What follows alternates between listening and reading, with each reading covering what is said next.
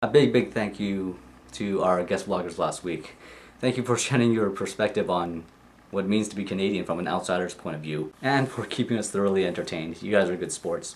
So this week we're talking about Canadian destinations, types of travel in Canada, places we want to go, and traveling abroad as a Canadian. So I'm suspecting I'm not as traveled as Tom or Rachel. I mean, the furthest I've driven eastbound is Lloydminster, Saskatchewan, and that was pretty much as east as I've gone. Well, mind you, I've gone on the plane and made a touchdown in Toronto, but really, the airport doesn't really count, does it? But I can tell you stuff to do here in Alberta and heading slightly west into the mountains in the Kootenay region. I mean, in my first vlog, I like to spend my time in the mountains.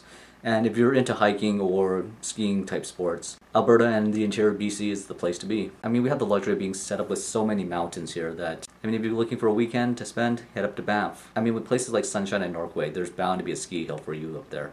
And if you're heading out even farther west, Kimberley and Fernie, up in the BC interior, where Cranbrook is, you really can't beat that. And when the snow melts during the summertime, I mean, there's a lot of opportunities to do some hiking and scrambling up those hills. And if you like to brave it out outside the indoor man-made stuff, there's a bunch of rock climbing out there as well. And you also have in Calgary the Calgary Comic Expo that happens every year.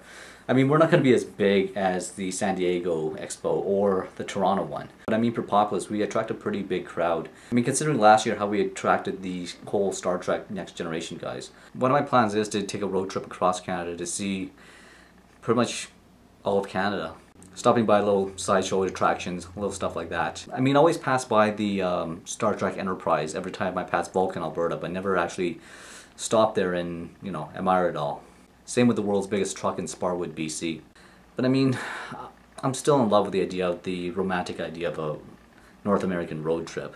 I always seem to go south, then I tend to head eastbound. From all accounts from my friends, Newfoundland is a fascinating place to visit. I want to try at least get Montreal and Toronto out of the way first before I actually made that road trip. Or maybe we can combine it together. So if you guys know any itineraries between here and Newfoundland that I should be seeing for sure, let me know. When I'm traveling abroad as a Canadian overseas though, here's a little helpful tip for some Americans. Wear a Canadian badge. For some reason, people overseas tend to treat you differently once they see that thing. I mean, it might be my imagination, but I don't know. Can Tom, Rachel, please confirm with me that this is my imagination and not some type of reverse discrimination. Once they see that, they're like, oh. And the answer for the quiz will be up soon, I promise. We're just piecing the thing together for you guys. So Rachel on Wednesday, and hopefully the quiz answers on Thursday. We'll see you guys then, and travel safe.